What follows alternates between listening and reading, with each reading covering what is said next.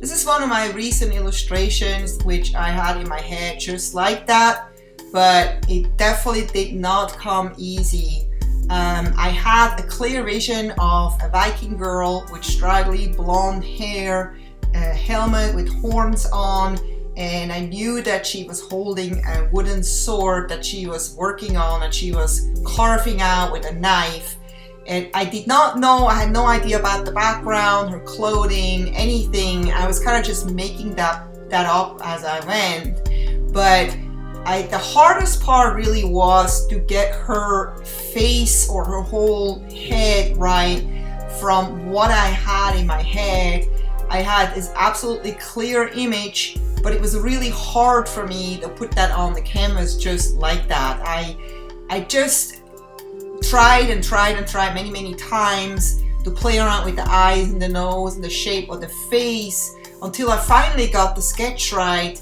And then when I finally had the sketch and started coloring, the vision kind of went away again, and it was like it just doesn't look like it. And I almost gave up on this drawing because I was just not happy with it. As much as I liked the sketch, once I colored it, I was just like, I don't see this coming along. I don't see how I can achieve the look that I have in my head. It doesn't look as exciting on canvas as it looks in my head. And I kind of put this drawing away for a couple days, did other things, and then I was like, man, I came so far. There has to be, let me just try again and see if I can somehow save this drawing. And I started doodling around a little bit more, and then, waited another day and doodled a little bit more. And it slowly started to take on shape, and so I kind of had hopes again. I was like, I can kind of see it. I had just really a hard time with the eyes because I wanted her to kind of look serious, like she was really focusing on what she was doing.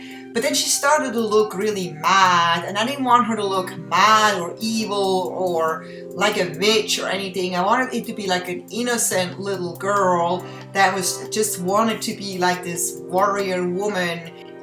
But that's kind of like where it became difficult, like making this innocent looking cute girl, but at the same time give her like the warrior look with her eyes, the serious look. And I just kind of came to the conclusion that I just couldn't do both. I had to make up my mind of what I really wanted.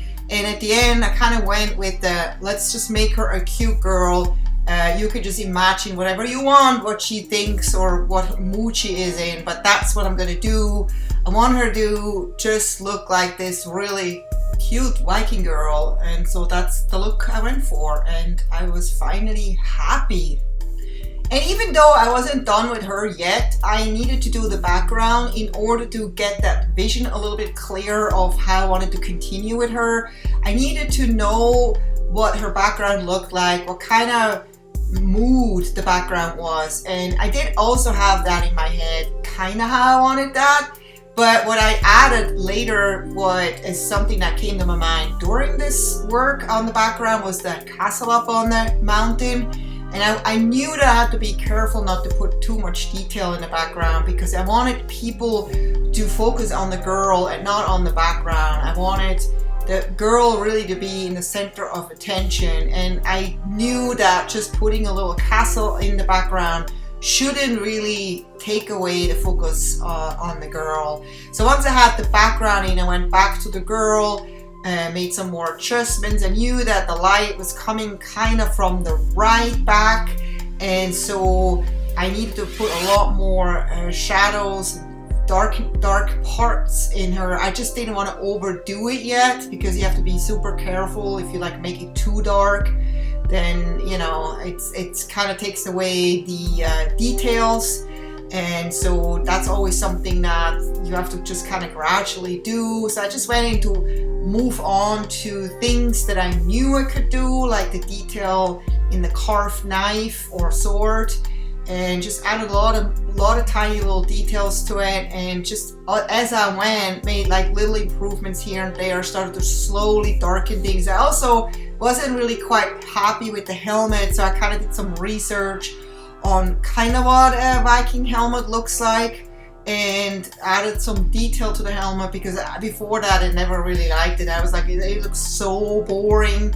And then I removed the bluish tones because I was like realizing that everything has a really warm tone. It's like an early evening, or like, you know, with the sun starting to set, and you don't have like a lot of dark colors. So I wanted to make sure that she had the right shade, or it would have completely not worked with the rest of the colors.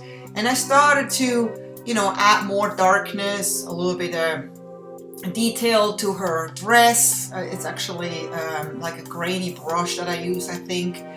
And then I decided to add bluish tones because I was like, it's too heavy on the brown yellow. And as much as this could be realistic, I was just found it was a little boring. And so I wanted to add a little bit more fun to it. Here I added the shadow from, you know, the girl's shadow, and you can kind of see the horns in the shadow. I thought that was kind of fun. And adding lights and shadow is pretty much the most favorite part for me in every illustration that I do, because it really adds life to any character, no matter what.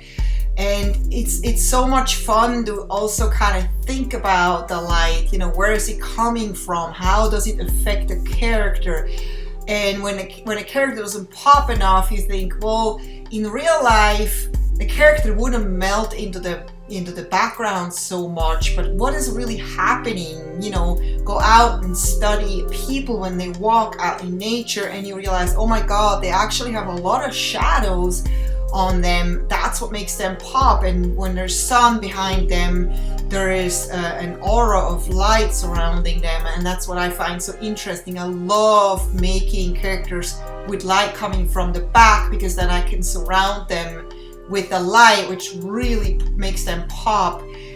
And I also added a lot more shadows to the face. As you can see here, this is so bright and it's not realistic because the light is behind her and not in front of her.